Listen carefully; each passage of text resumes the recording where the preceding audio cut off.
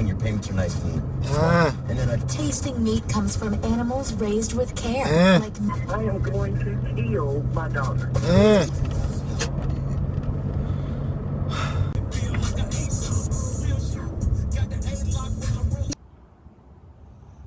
It's very, very hard to get motivated to do these videos on the fly in the morning. You can never be ready for these things. Today is day 6. Today is going to be back and biceps, which is going to be hard because for some reason my energy level isn't as high today, and those are two big workouts.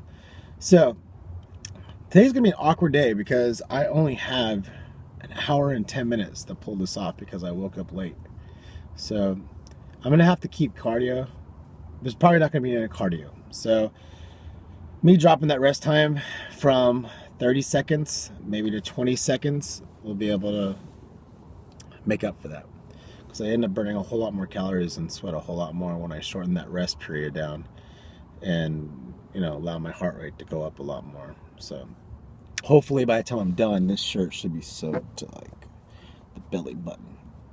So back in biceps, if I have time, I'll even throw a little quick set in the triceps. I'm learning now that I don't know if you guys have ever watched C.T. Fletcher, but he has this really cool theory on muscle growth. And he doesn't believe that there is a thing as overtraining, that by using a muscle routinely over and over and over and over and over, that you will actually end up creating more nuclei. When you have more nuclei within a cell, within your muscles, you're going to be able to synthesize protein even better, and you're going to be allowed to get more ATP, which is more energy, and you're going to be able to build muscle faster.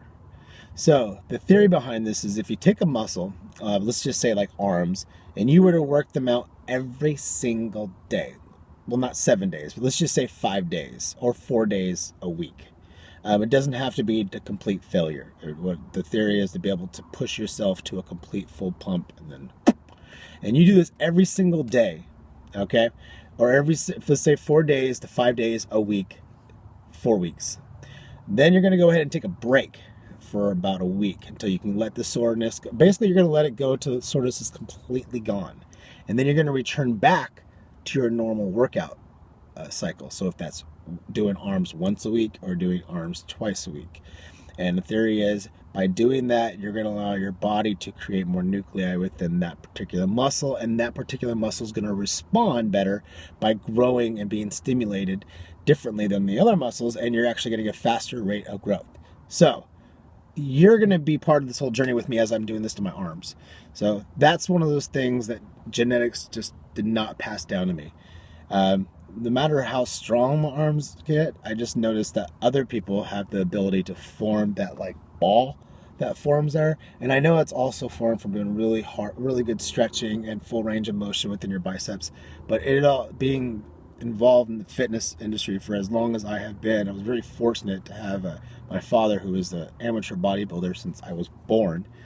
And even he had told me, you know, Joey, even I've done cycles of steroids. You know, I've competed on stage, and I've had years and years of working out. And that was just one of those things, even though he really idolized Arnold, he said, I followed his philosophy, but it was just one of those muscles that my body just did not produce the same results as other people did when it came creating that super ball. So, and that peak. So I concentrate on my arms.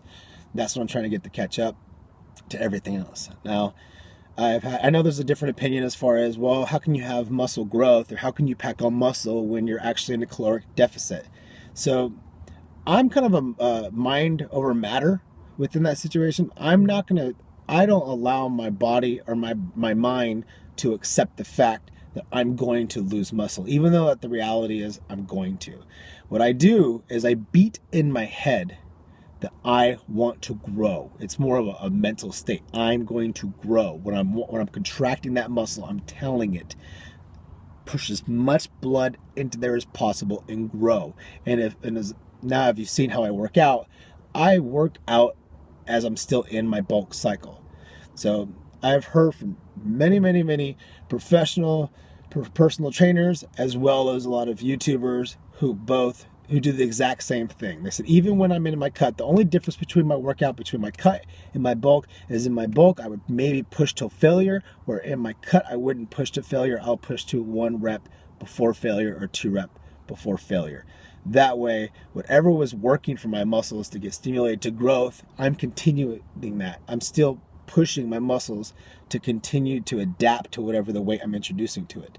So that's my way of doing it. Now, if I was cutting out all the saturated fats, or a majority of saturated fats, and I was cutting out 95% of my sugars, and I was cutting my sodium down, and I was keeping my protein lean within just fish or just chicken, and I was, basically getting my diet as I'm in a preparation to go into competition, some of this would go out the window. I would have to train differently, but I'm not. I really have, my goal is just to be able to lose about 10% body fat within 12 weeks, which should be able to be done. You should be able to lose 1% of body fat a week and do it safely and retain a lot of the muscle. So I step outside of my car and I'm like, why aren't my legs working? Because they're fucking sore.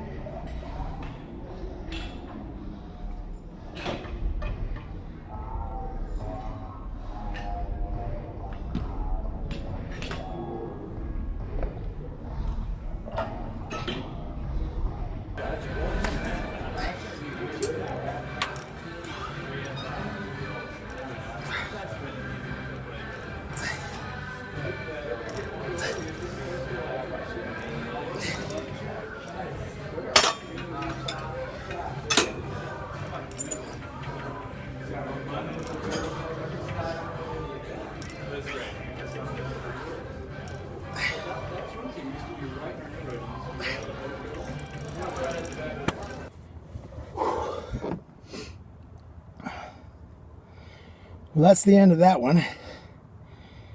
I was back in biceps. I was a little cut short in time, so I didn't have enough time to throw in some triceps or finish off with some cardio. I got my heart rate up there. Again, if you're wondering how I get my heart rate measured, if you go look in the iTunes store, I'm sure Android has one as well. It's called Heart Rate, and you can download it, and then you just put your finger on the front of the camera, and after like 5 seconds, it takes your heart rate. So I use that throughout the workout. I don't get to videotape that because I'm obviously using the phone. But that's how I keep it regulated and keep myself between like a 140 to 120 fat burning rate for me. So we kind of go over a run through of the exercises. I started with doing a superset of narrow grip lat pull downs with a narrow grip seated row. I did 4 sets of that, and then I turned it around and did wide grip lat pull downs with a wide grip seated row. I don't think I got to tape that one. And then I went over to doing pull-ups with the wide grip. Did that for 4 sets to failure.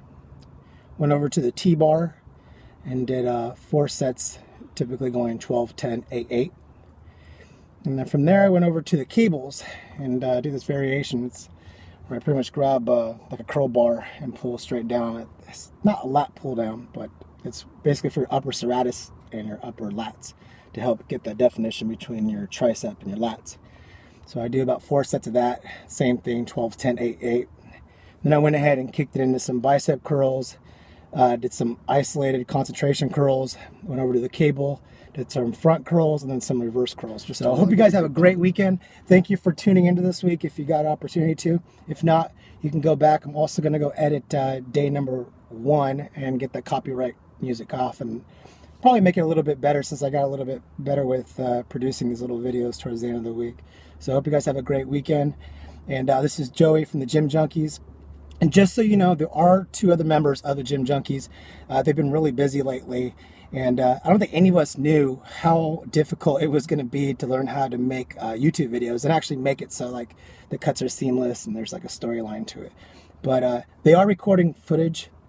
There's Richie, who is a personal trainer. He goes by I Train for Gains. I think he changed his ID again. But if you look on our Instagram page, if you scroll down, you'll see where he is. And he's a great guy. If you have any questions relating to workout, feel free. You can email us at primalgains@gmail.com. That's primalgainz@gmail.com. And I can forward those questions. If you have anything health related, holistic health related, micronutrients or macronutrients, you can also email to us and I will send those questions over to Paul Anthony, who is our holistic health coach. Who's very well educated and all that. And then if you have any questions regarding about lifting or variations, or you have some questions about what do I do as far as when I tackle, it's not that I'm better, it's not that I'm smarter, I just think we all collectively have different things that we do. And I think it's really interesting when we all share that, we can all benefit from each other's workouts. And it's good to stimulate your muscles with new exercise.